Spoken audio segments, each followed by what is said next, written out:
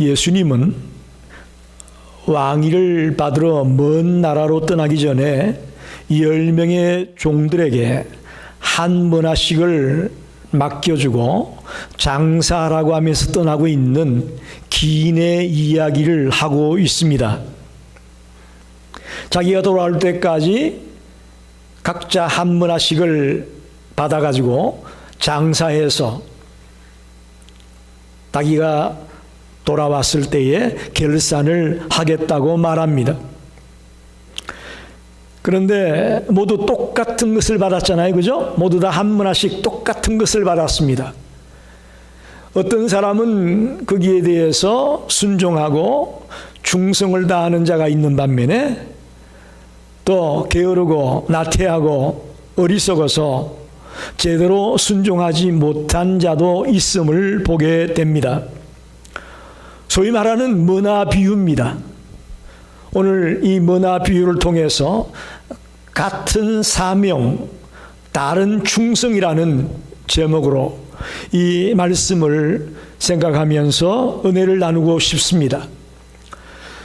먼저는 이 비유의 배경을 좀 알아야 됩니다. 13절을 보게 되면 그 종 열을 11절을 보게 되면 그들이 이 말씀을 듣고 있을 때에 비유를 더하여 말씀하시니 이는 자기가 예루살렘에 가까이 오셨고 그들은 하나님의 나라가 당장에 나타날 줄로 생각함이로라. 이렇게 말씀을 시작합니다.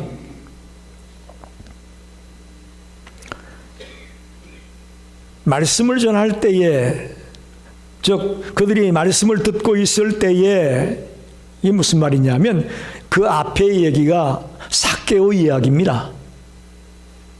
즉 예수님이 삭개오의 집에 들어가서 말씀을 전하시는 중에 이 열 문화의 비유를 말씀하셨다는 것입니다. 앞의 문장과 연결이 되고 있습니다. 그리고 당시의 사람들이 하나님의 나라가 당장에 임할 줄로 알고 있었다라고 이 비유의 배경을 비추어 주고 있습니다. 당시 예수를 많은 무리들이 쫓았지 않습니까? 예수님의 12제자 외에도 많은 무리들이 예수를 쫓았습니다. 그들 생각에는 예수님이 정치적인 왕이 되는 것을 생각했습니다. 그래서 그가 이제 예루살렘에 들어가면 왕이 되어져서 당장 하나님의 나라를 이루게 될 것이다 라는 것이 그 당시 예수를 따르는 자들의 생각이었다는 것입니다. 특별히 이제 점점 예수님이 예루살렘에 가까이 오게 되자 더 많은 사람들이 그와 같은 생각을 하고 있었던 것으로 보게 됩니다. 그러나 예수님께서는 왕위를 받기 위해 먼 나라로 떠나게 되는 이 기인의 비유를 통해서 이들의 생각이 지금 잘못되고 있다는 것을, 즉 예수님이 예루살렘에 올라가지만 당장 하나님의 나라가 이루어지고 정치적인 왕이 되는 그런 생각이 잘못되었다는 것을 가르쳐주기 위해서 이 비유를 하고 있습니다. 다시 말하면 지금 예수님은 하나님의 나라를 당장 이루기 위해서 오시는 게 아니고 가시는 겁니다. 십자가에 못 박혀 죽으시고, 즉 부활 성천하시고 한참 뒤에 재림하실 그때야 하나님의 나라가 실현될 것이기 때문입니다. 즉 백성들이 생각하고 있는, 즉 예수를 따르는 무리들이 생각하고 있는 것과는 반대로 지금 예수님은 가시는 거예요. 가시는 중이에요. 그래서 죽으시고 부활하시고 성천하셨다가 한참 세월이 지난 이후에 그 왕위를 받아가지고 만왕의 왕으로 재림하셔서 그제서야 하나님의 나라를 완성케 되실 겁니다. 완전히 드러내게 될 겁니다. 그리고 그때는 심판과 상급이 있을 것을 말씀하는 것이죠. 그래서 여기 오늘 본문에 나와 있는 한 기인이 먼 나라로 왕위를 받으러 갔다가 한참 뒤에 돌아와서 이제 한 문화식을 맡겼는데 과연 얼마나 남겼는지 결산을 하지 않습니까? 그와 같이 우리들도 이제 예수님이 부활승천하신 이후에 다시 재림할 때까지 우리에게 맡겨준 사명이 있거든요. 우리 개개인에게 하나님이 맡겨준 사명이 있습니다.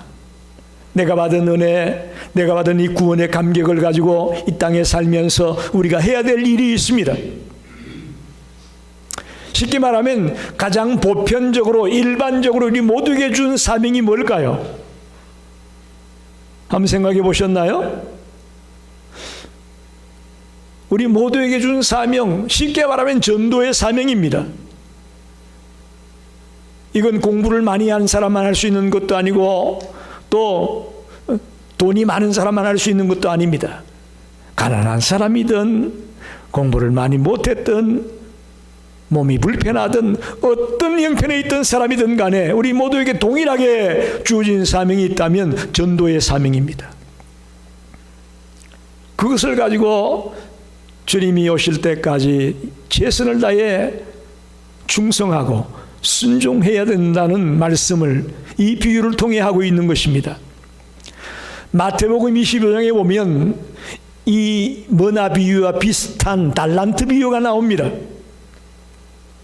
달란트 비유와 머나 비유의 차이점은 뭐냐? 달란트 비유는 각자에게 다른 액수를 맡겼습니다. 그죠? 하나는 5달란트, 하나는 2달란트, 하나는 1달란트, 각각 다르게 맡겼지 않습니까?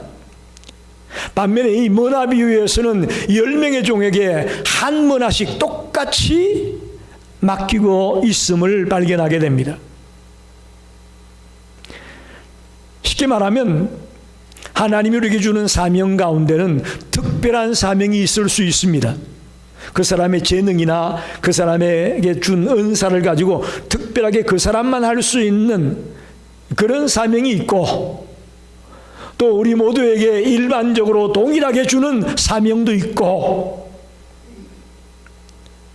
여러분 이 주님 앞에 주일날 나와 예배하는 것, 이것도 사명입니다. 예배의 사명, 기도의 사명, 말씀 묵상의 사명, 봉사의 사명, 하나님과 동행하는 삶의 사명, 전도의 사명 등등, 우리 크리스찬이라면, 하나님의 자녀라면 우리 모두에게 동일하게 주신 일반적인 사명이 있음을 우리는 알아야 될 것입니다. 한편 이 열머나 비유의 역사적 배경은 이런 것입니다. 헤롯 대왕이, 예수님이 태어날 당시에 있었던 왕이 헤롯 대왕입니다. 유다 땅에. 그 헤롯 대왕이 물러나면서 세 아들에게 자기가 통치하던 땅을 분할해서 넘겨줍니다. 안티파스, 빌립, 아켈라오, 이 세 아들에게 자기가 통치하던 땅을 나누어서 넘겨줍니다. 이렇게 되자 그 중에 아켈라오라는 자는 헤롯 대왕의 왕위를 자기가 물려받았다는 것을 인준을 받기 위해서 로마 황제에게 허락을 받고자 로마에 갑니다. 그러자 유다 백성들은 그 아켈라오가 왕위를 받는 것을 원치 않았습니다. 좀 포악하고 성질이 고약했기 때문에 반대했습니다. 그래서 약 50명의 사절단을 보내서 로마 황제에게 건의를 하게 했습니다. 그런데 로마 황제는 오랫동안 생각하는 중에 유대 땅과 사마리아 땅, 이 두 지역만 아켈라오가 통치하도록 허락을 합니다. 헤롯 대왕이 차지했던 그 전체적인 그런 지위는 주지 않았고, 유대와 사마리아 지역을 통치하는 일종의 소위 말하는 분봉왕이라고 하죠. 분봉왕 지역을 나누어 가지고 이렇게 왕위가 되어진 경우를 분봉왕이라고 합니다. 분봉왕의 근한만을 아켈라오에게 주었습니다. 이게 실제 있었던 역사적 사건이에요. 즉 유대인들의 그런 생각이 완전히 성공하지는 못했지만 그래도 절반의 성공을 했다고 볼 수 있겠죠. 예. 아켈라오가 겨우 2 지역의 영토만을 관할하는 그런 왕으로 지위를 받게 됩니다. 이런 실제적인 역사적 배경을 가지고 이 문화 비유를 우리에게 하고 있다는 것을 여러분이 깨닫게 되기를 바랍니다. 그래서 우리 모두가 문화 비유의 배경을 바로 알고 읽어나가야만 정확하게 뜻을 우리가 깨닫게 될 수가 있습니다. 그저 꾸며낸 얘기, 어떤 막연한 얘기가 아니겠는가라고 생각하고 읽게 되면 오해합니다. 역사적 배경이 있고 예수님 자신과 우리의 관계를 설명하기 위해서 이 비유를 지금 하시고 있다는 것을 우리가 알고 읽게 되기를 바랍니다. 두 번째 생각할 것은 13절을 보게 되면 그 종열을 불러 은하 10문화를 주며 이르되 내가 돌아올 때까지 장사하라 하니라. 종 10명에게 은하 10을 주었다. 종 10명에게 각각 한 문화씩을 주었다. 그런 말이에요. 한 문화를 주었다. 이 문화라고 하는 것은 50세겔을 말합니다. 그 당시 화폐 단위로 50세겔. 그럼 이 한 세겔은 얼마냐? 4데나리온이라고 말합니다. 4데나리온. 데나리온은 여러분 아시죠? 노동자의 하루 품삯이 데나리온입니다. 한 데나리온이에요. 그러니까 한 문화는 몇 데나리온이 될까요? 200데나리온입니다. 200데나리온. 소위 말하는 6개월치 품삯이라고 보시면 돼요. 종 한 사람마다 6개월치의 품삯을 맡겨놓고 떠났다. 이렇게 볼 수가 있는 거죠. 뭐 작다면 작고 또 많다면 많고 생각에 따라 다를 수 있습니다. 여기서 우리가 알아야 될 것은 왕위를 받기 위해서 먼 나라로 떠난 이 기인은 누구를 가리킬까요?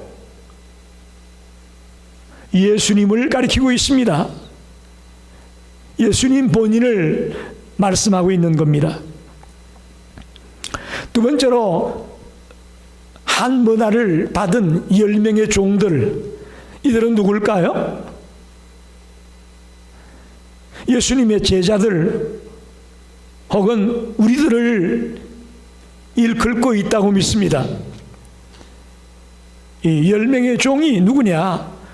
제자들이나 예수 믿고 있는 우리들을 일컬고 있습니다. 마태복음 25장에 나오는 달란트 비유는 특별한 재능이나 특별한 은사를 가진 어떻게 보면 특별한 사명이라고 볼 수 있겠죠. 그걸 의미한다면 이 문화 비유는 일반적인 사명, 모든 그리스도인이라면 누구나가 받고 있는 사명을 의미하고 있다고 말씀드렸습니다.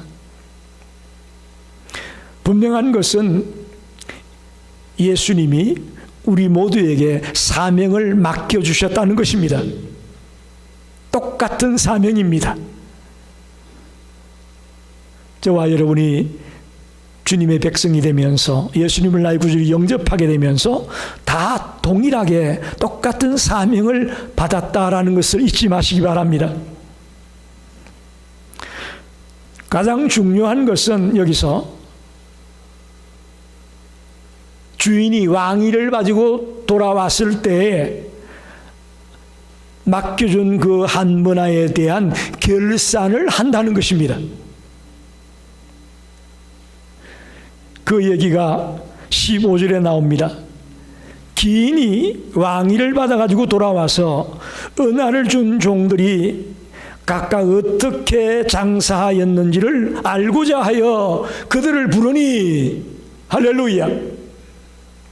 돌아와서는 내가 명령한 대로 열심히 장사했는지 결과를 보겠다는 것입니다. 사명을 잘 감당해서 그 문화를 가지고 유익을 남긴 자에게는 상이 있을 것이고 게으른 종들에게는 책망이 따를 것임을 말씀하고 있습니다. 특별히 우리가 전도의 사명을 가졌다, 예배의 사명 혹은 기도의 사명, 봉사의 사명 등 다양한 사명을 받았다면 그 사명을 가지고 어떻게 충성했는가 와서 결산하시겠다는 말씀입니다. 저와 여러분이 게을러서 아무것도 하지 않은 채 주님을 다시 만나게 된다면 부끄러워 얼굴을 들지 못할 것입니다.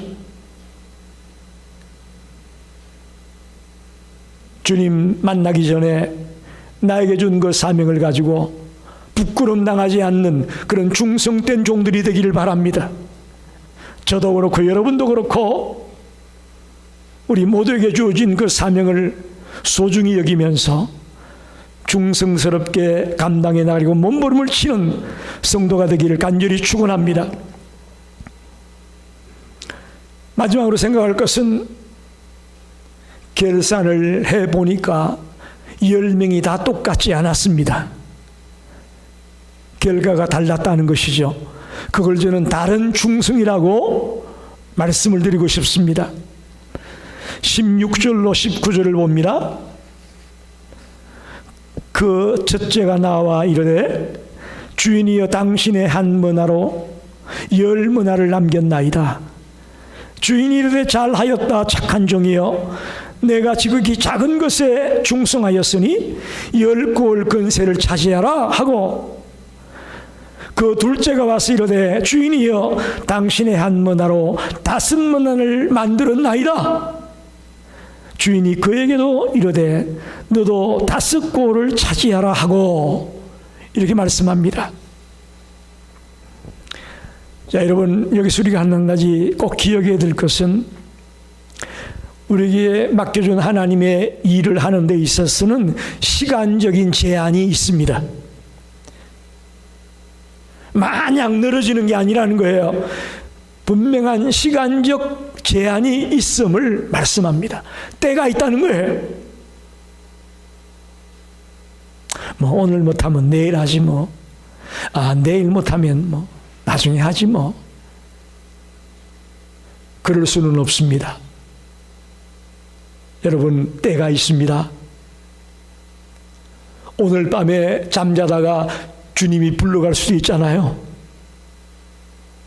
오늘 아침에 우리 권사님 집사님들 모시러 아파트로 가는 중에 도로가 차단됐습니다. 베링턴과 던디끼리 만나는 그 사거리가 차단이 됐어요. 보니까 두 차가 왜 들이받았는지 모르겠지만 들이받아가지고 한 차는 저 숲속으로 들어가고 한 차는 그냥 엉망진창이 되어 있는 게 보였어요.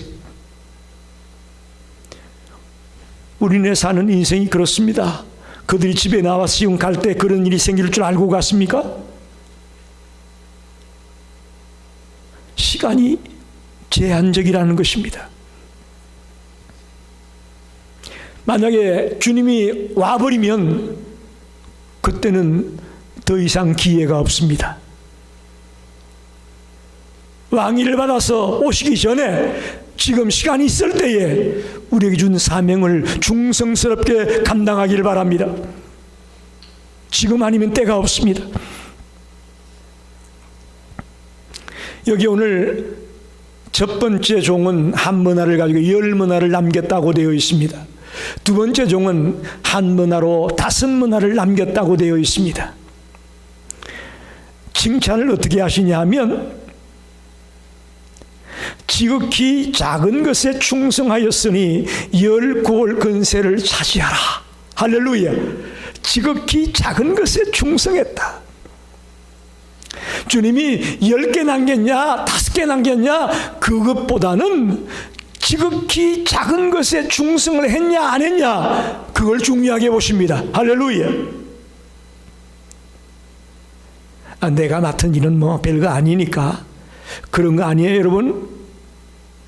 어떤 작은 일이라도 하나님이 나에게 맡겨준 그 일을 충성을 다하기를 원하시는 겁니다.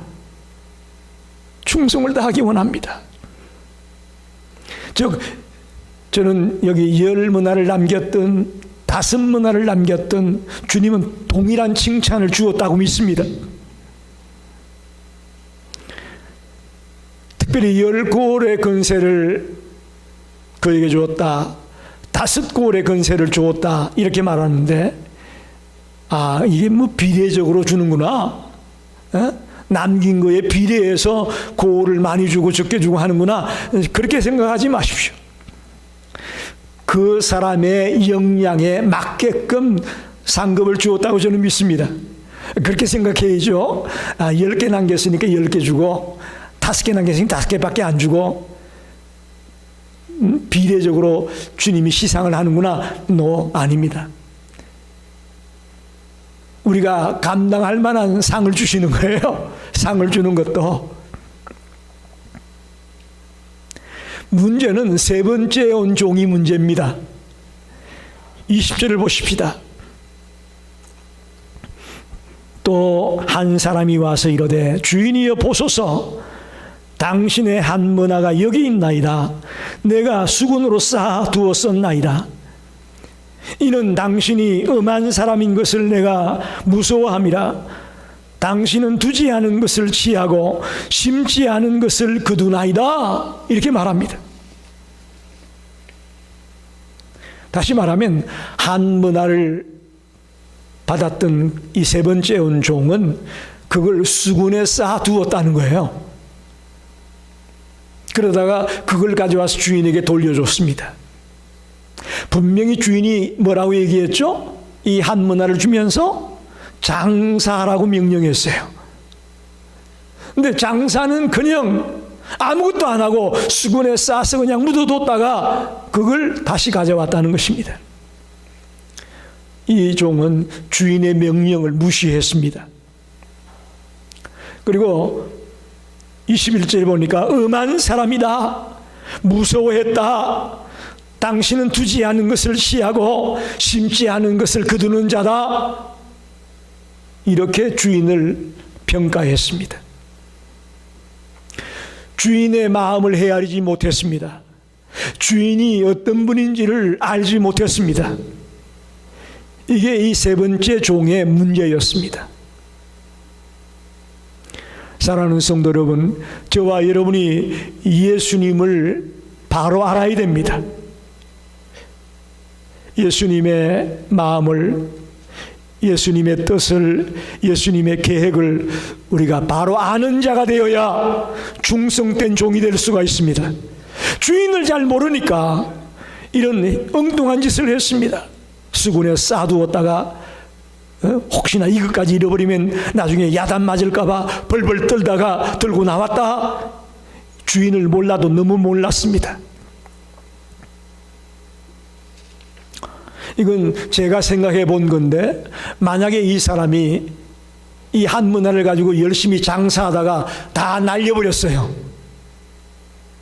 아니, 날려버린 것뿐만 아니라 빚을 졌어요. 주인이 와서 결산할 때 주인 날이 내가 이거 가지고 열심히 장사했는데 이렇게 미치고 말았습니다. 용서해 주십시오. 이렇게 얘기했다면 주인이 뭐라고 대답했을 것 같습니까? 저는 이 악한 종아 그러면서 야단치지 않았을 것이라고 봅니다. 최선을 다했고 열심히 노력했으니 그것으로 됐다라고 저는 대답하지 않겠는가? 제 생각이에요. 특별히 26절에 보니까 있는 자는 받겠고 없는 자는 그 있는 것까지 뺏길 거다 이렇게 말합니다. 그러면서 그 한 문화를 빼앗아 가지고 누구에게 줘요? 10문화를 남긴 자에게 주라고 말합니다. 여러분, 하나님이 우리에게 맡겨주신 것을 우리가 귀하게 여기지 않는다면, 또 하나님의 뜻대로 사용하지 않는다면 하나님은 그걸 우리에게 빼앗아 가십니다. 그리고는 다른 충성된 종에게 그걸 주십니다. 여러분, 이걸 알아야 됩니다. 우리가 내게 맡겨준 그 일을 충성되이 감당하지 않는다면, 또 귀하게 여기지 않는다면 빼앗아 가십니다. 그리고 다른 사람에게, 충성된 종에게 주고 만다는 거예요. 저는 목회하면서 그걸 많이 봤습니다. 분명히 하나님이 그들에게 준 달란트가 있고 문화가 있는 걸 알았는데, 그걸 사용을 안 하니까, 그 일을 가지고 충성을 안 하니까 그걸 빼앗아 가시더라고. 그걸 많이 봤습니다. 많이 봤어요. 마지막 27절에 보면, 그리고 내가 왕됨을 원하지 아니하던 저 원수들을 이리로 끌어다가 내 앞에서 죽이라 하였느니라, 이렇게 말합니다. 마지막으로 자신이 왕되는 것을 원하지 않던 원수들을 죽여라. 즉 예수님께서 왕으로 오시는 그날 노아의 방주의 문이 닫히는 것처럼 이 구원의 문이 닫혀버립니다. 그때부터는 하나님의 자비는 끝나고 무서운 심판이 있을 것을 말하고 있는 것입니다. 그게 이리로 끌어다가 내 앞에서 죽여라, 그렇게 말씀하는 거예요. 자비의 하나님, 사랑의 하나님 맞습니다. 그러나 마지막엔 심판의 하나님, 벌 주시는 하나님의 모습도 이 속에 기록되고 있음을 보게 됩니다. 똑같은 사명, 같은 사명, 다른 충성이라고 말씀을 드렸습니다. 우리 모두에게 주어진 일반적인 사명이 있습니다. 여러분, 오늘 그걸 발견하고 돌아가시기 바랍니다. 내가 그게 사명인 줄 몰랐는데 알고 보니 사명이구나. 이렇게 예배 자리에 나온 것도 사명입니다. 할렐루야. 예? 찬양하는 것, 기도하는 것, 말씀을 묵상하는 것, 주의 전을 위해 헌신하고 봉사하는 것, 다 사명이에요. 특별히 죽어가는 영혼을 구원하는 이 전도의 사명, 우리 모두에게 준 사명입니다. 근데 이 똑같은 사명을 받았는데 과연 내가 어떻게 충성했느냐? 10명이면 10명이 다 같이 충성했으면 좋겠는데 그게 아니라는 거죠. 오늘 나오는 말씀처럼 10문화를 남긴 자도 있고 5문화를 남긴 자도 있고 그저 1문화를 쌓아두었다가 가지고 나온 자도 있고 제각기 달랐습니다. 저와 여러분이 마지막 때 주님 앞에 섰을 때에 지극히 작은 것에 충성된 종아 잘하였다 라는 주님의 칭찬을 들을 수 있는 그런 반열에 서게 되기를 간절히 소원합니다. 말씀을 정리합니다. 여러분, 우리에게 준 달란트가 있습니다. 예를 들면 어떤 사람은 찬양을 잘하는 사람이 있습니다. 또 어떤 사람은 기계를 잘 만지는 사람이 있어요. 그죠? 뭐든지 고장난 거 가져가면 다 고쳐요. 어떤 사람은 돈 버는데 일가견이 있는 사람도 있습니다. 그건 모든 사람이 다 잘하는 건 아니에요. 그죠? 어떤 사람은 했다면 망하는 사람이 있어요. 어떤 사람은 잘 가르치는 사람이 있습니다. 아주 재미있게 귀에 쏙쏙 들어오게 잘 가르치는 사람이 있어요. 어떤 사람은 어떻게 말을 그렇게 구수하게 잘하는지 그냥 언변이 뛰어난 사람도 있습니다. 그런데 이건 모든 사람이 그렇지는 않습니다. 그렇죠? 모든 사람이 그렇지는 않아요. 즉 달란트는 모든 사람에게 동일하게 주어지는 것이 아닙니다. 그러나 오늘 우리가 봤던 것처럼 10명의 종에게 한 문화씩 동일하게 똑같이 주어지는 일반적인 사명의 차원에서 동일하게 맡겨주는 사명도 있습니다. 마태복음 28장 19절 20절을 보게 되면 이런 말씀이 있죠. 그러므로 너희는 가서 모든 민족을 제자로 삼아 아버지와 아들과 성령의 이름으로 세례를 베풀고 내가 너희의 분부한 모든 것을 가르쳐 지키게 하라. 볼지어다 내가 세상 끝날까지 너희와 항상 함께 있으리라 하시니라. 모든 민족을 제자 삼아라. 아버지와 아들과 성령의 이름으로 세례를 베풀어라. 또 내가 분부한 모든 것을 가르쳐 지키게 하라. 이게 주님이 성천하시기 전에 우리에게 준 지상 명령입니다. 이게 무슨 뜻이에요? 뭐 하라는 거예요? 전도하라는 명령입니다. 일반적 사명 중에 대표적인 것이 전도의 사명이에요. 목사만 전도하는 게 아닙니다. 근사님만 전도하는 게 아니에요. 병신도도, 어린아이들도, 연로한 할머니, 할아버지도, 누구든지 우리 모두에게 준 사명이 전도의 사명이죠. 거기에 덧붙여서 오늘 저는 여러분에게 예배도 사명이라고 말씀드렸습니다. 기도도 사명이에요. 찬양하는 것도 사명이에요. 말씀을 묵상하는 것도 사명이에요. 내가 하루하루 주님과 동행하는 삶을 사는 것도 사명이에요. 충성된 종은 게으름을 피우지 않습니다. 한눈 팔지 않습니다.